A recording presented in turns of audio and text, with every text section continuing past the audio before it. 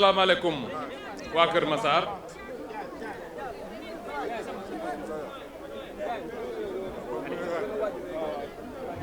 on m'a mis en difficulté parce que guddi na nit ñi dañoo war a dem et je dois clôturer en étant le plus complet que possible en ayant bien entendu peu de temps. damay commencer par nuyu d'abord waa Maggi Pastef ndax ñoo organiser lii yëpp avec à leur tête le doyen Kébé qui a réalisé la prouesse d'inviter ici fii ci jotaay bi 42 coordonnateurs départementaux de Maggi Pastef mu doon loo am ne lu am solo la. Cela témoigne de la vitalité de la structure Maggi Pastef su ma leen nuyoo ñoom ba pare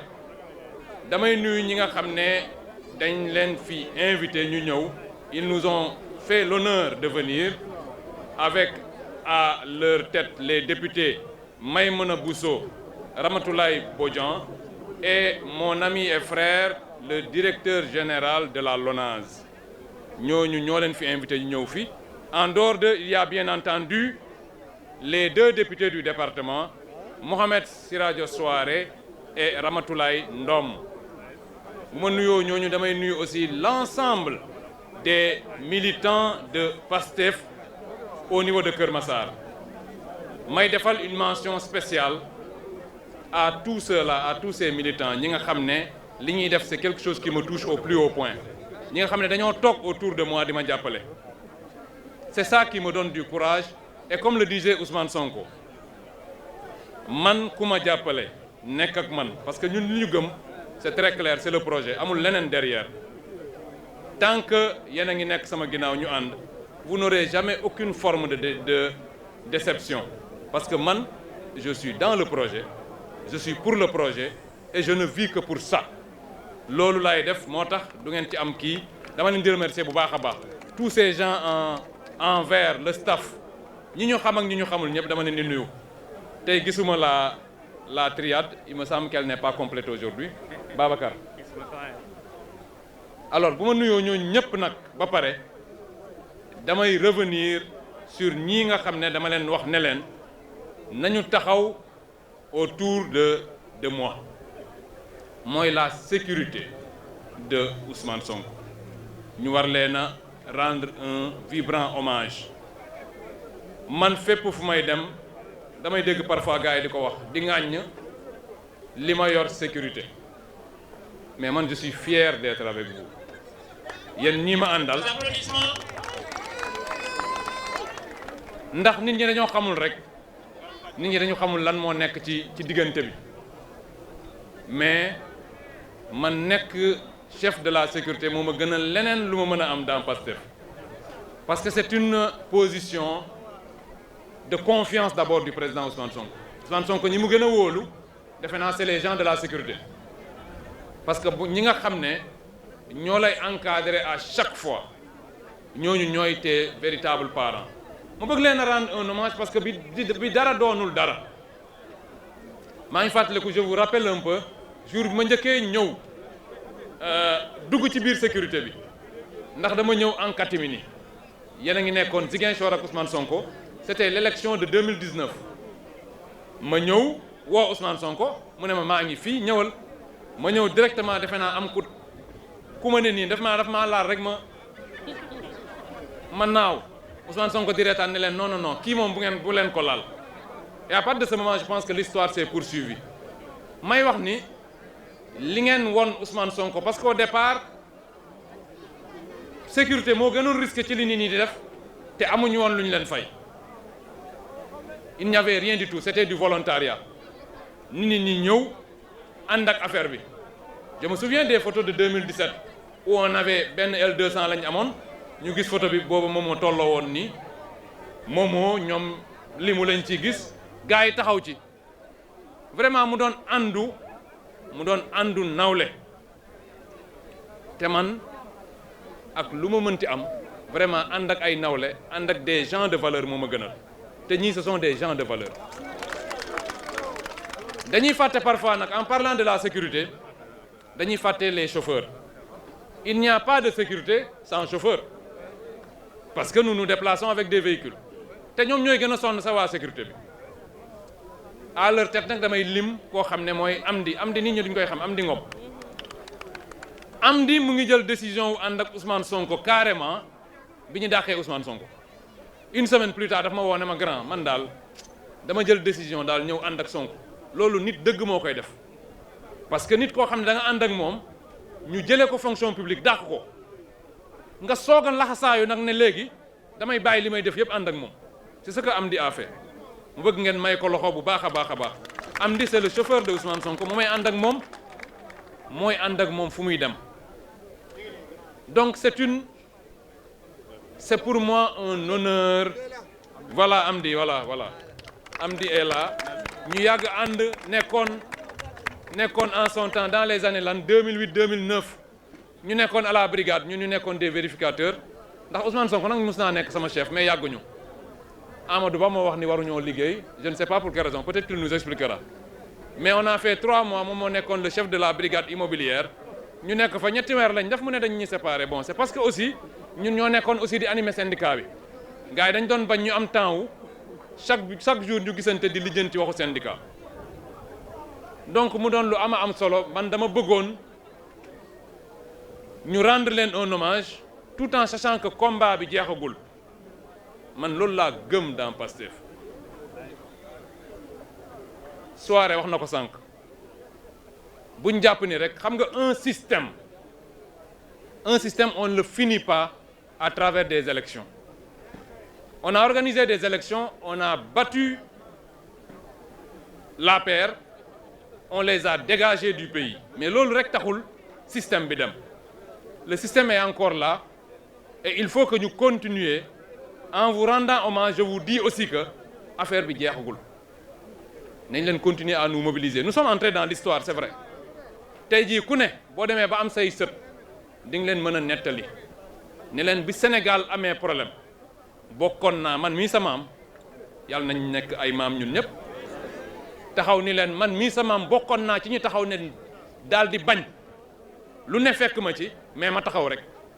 loolu la waa sécurité bi def loolu la ñii ñëpp def les honorables députés loolu la ñun ñëpp def ba dugg dans l'histoire du Sénégal mais il ne suffit pas d'entrer dans l'histoire du Sénégal il faut conduire ce projet parce que projet bii bu ratee sénégalais yi du ñu amati courage de teg beneen projet parce que sonn nañ ci trop des milliers d'entre nous sont allés en prison 80 sénégalais sont décédés des centaines ont été blessés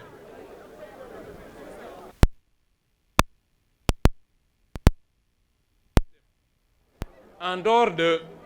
Mariama Sagna c'est des éléments de sécurité mooy bi ñu demee Nioro le 1er novembre 2021 ou 2022 c'était 2022 on a perdu d'un coup 3 personnes mu doon une chose boo xam ne bokk na ci li ñu liyee ñun ñi parce que bu ngeen fàttalikoo moment yooyu loolu boo ko dundee ak nit après rien ne vous séparera on a été là accident bi am ñoom ñu décédé ñu war leen a accompagner parce que leur famille n'était pas là on était à Nioro il fallait assister à l'ensemble des opérations que les gens faisaient sur les corps mais dañoo taxaw à chaque fois amul lenn lu ñu def ci ñoom te taxawuñu ñun donte mësuñ ko def mais il a fallu que l'on soit là les 3 qui sont décédés yàlla na leen yàlla yërëm mais c'est les premiers martyrs c'est des martyrs c'est des gens yoo xam ne dañ leen a war a taxaw bu baax a baax donc pour man lu am solo la de rendre à la sécurité ce qui est à la sécurité man de pour man amul ku gën a am mérite ci projet bi que ñi nga xam ne ñooy les gens de la sécurité ak les chauffeurs parce que lu ne bravé nañ ko ndax ku topp Ousmane Sonko fu mu mënti ne ñoom rek nga mën a wax loolu parce que ñun ñii benn moment sax jàpp nañ ñu mais ces gens-là ils ont tout subi bu dee ay rey la rey nañ ci bu dee jàpp nañ leen des gens qui ont reçu des tirs bokk nañ ci et la méchanceté de l'APR da nga koy gis ba ci Momo tu vois les images nga jël une grenade lacrymogène bu explosé gul nga dugal ko ci yére jàmbur comme un animal booy jàpp. moo tax man tey bu ñu naan bu ma gisee ci réseaux sociaux yi ñu bind ni Waly Diouf Bodiang est méchant ça me fait rire man lan laa leen defagum nañ xaar ba ma commencé leen a def ñu soog a wax ni dama soxor commencé gu ma man defuma dara.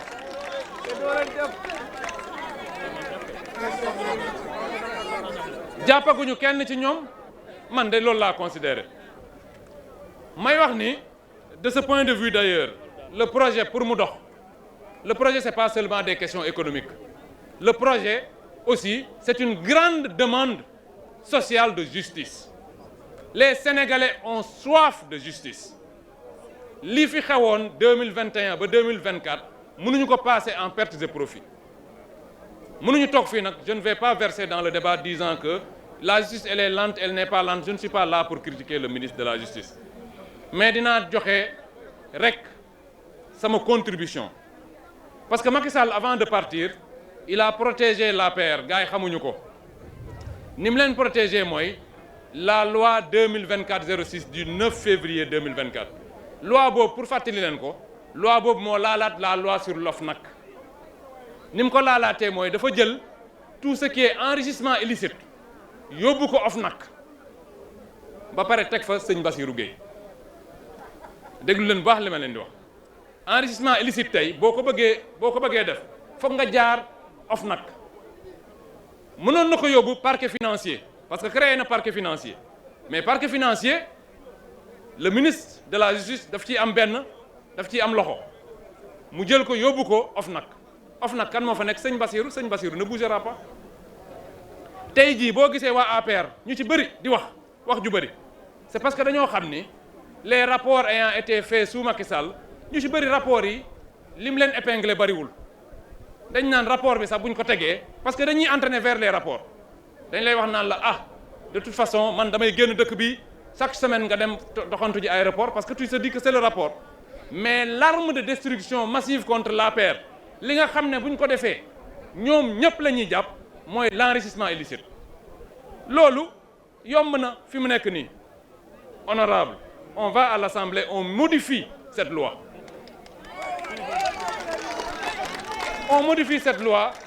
tout bonnement pour rapatrier la compétence en matière d'enrichissement illicite soit au parquet financier soit ñu tas dañuy wax ne nag man damay wax rek ñu tas maa fi waxoon nañ tas APR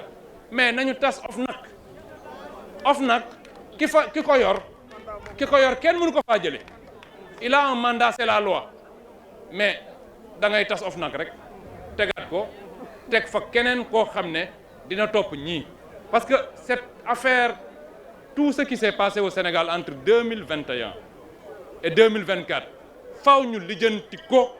ba nga xam ne dans 50 ans sénégalais dootul xalaata def loolu j'ai vu tout à l'heure anamu Ibrahima Gueye nay leer moom ay promotionnaire lañ parce que ñun lañ jàppandoo mais lañ ñu def ñemewu ma ko fee wax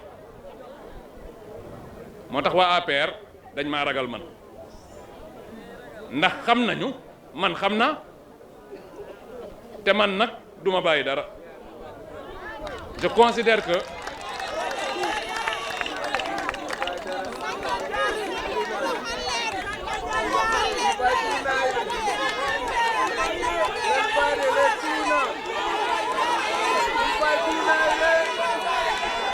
yéen bu leen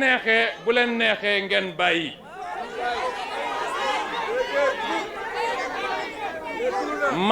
man de duma bàyyi dara parce que je considère que li ñu def sénégalais yi ñoom ñoo ko tey c'était de la méchanceté délibérée gratuite maanaam nga toog tu violes les droits de tout le monde pendant que tu es au pouvoir tu violes les droits de tout le monde nga ñàkk pouvoir bi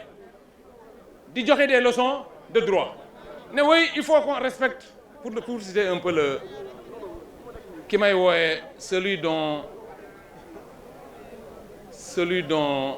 le président était le mari de sa sœur nee na il faut qu'on respecte ses droits c'est-à-dire que Sénégal ñun toog nañ fi ñuy violer les droits de tout le monde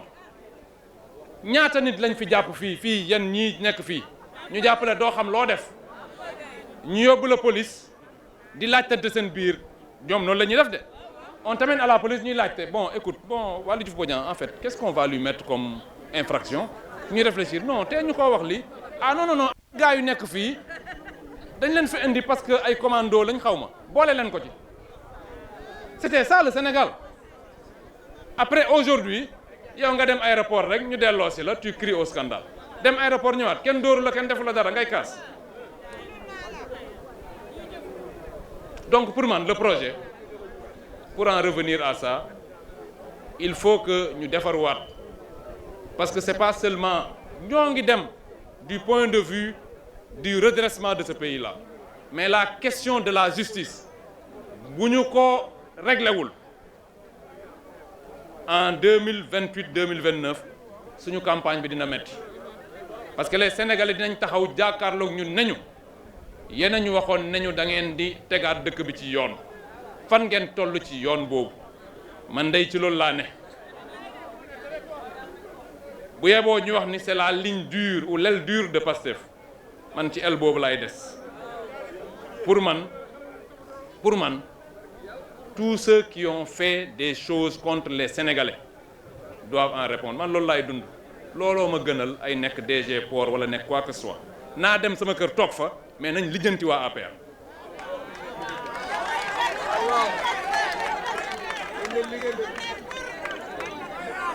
honorable ma gën leen a dénk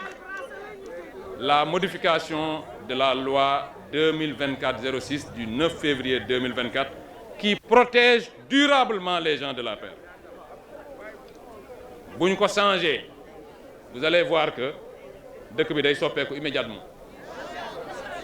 parce que au lieu nga fi nekk di dem di enquête yu bëri xam nga ñun en fiscalité noonu lañ ko réglé au lieu d'aller di seet yow chaque année lan nga gagné non dañuy xool lan mooy sa fortune rek la déclaration ñoom ñëpp a def déclaration de patrimoine koo ci xool nekk na milliardaire mais Sénégal mënoo fi nekk milliardaire tey fayeeku donc tous les milliardaires qui sont salariés mais on ouvre les prisons on les met là-bas ñu toog xaar c'est aussi simple que ça nit kuy fayeeku mënul nekk milliardaire nit kuy fayeeku par weer ñaata ngay dund pour nekk milliardaire alors l'arme nag de destruction massive contre ces gens c'est l'enrichissement illicite qui malheureusement est au niveau de l'OFNAC sëñ Bassirou Gueye day bu dee moom kese la duñ poursuivre kenn je ne prolongerai pas nag duñ poursuivre kenn il peut pas poursuivre les gens il ne peut pas mais nous pouvons le dégager à tout moment parce qu'on a une majorité confortable à l'Assemblée pour le faire donc c'est pour revenir un peu chaque fois pour man politique bi noonu la au niveau de Kër Massar au niveau de Kër Massar saa yi ñu amee occasion wax nañu wax sargal nañu bu baax la sécurité mais tamit il faut qu'on fasse de la politique il faut que ñu dellu siwaat nit ñi bañ a fàtte ni le système est encore là le système du élection rek moo koy dindi système bi dafa mel ni benn kër boo daaneel mais les fondations da nga koy gas bi nag mooy yi ma wax nii il faut de la justice et c'est à partir de la justice et des avancées économiques que nous pourrons avoir un bilan qui sera reluisant pour que nous puissions entamer un mandat de 10 ans 15 ans ba 50 ans yi ñuy wax loolu yëpp li koy permettre c'est d'abord ces questions de droit xaw naa guddal tuuti mais je voulais en profiter parce que man moom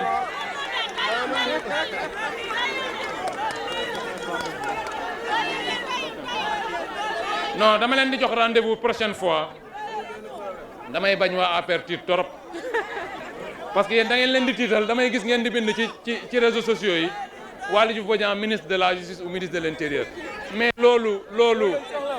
mënul am non loolu mënul am d'abord parce que ñañu fa teg ils font très bien leur travail ensuite man bu ñu ma fa defee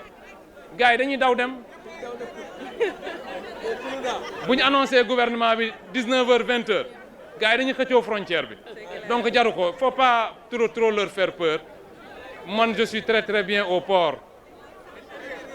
Je vais garder le port. Bàyyi rek ma dem port.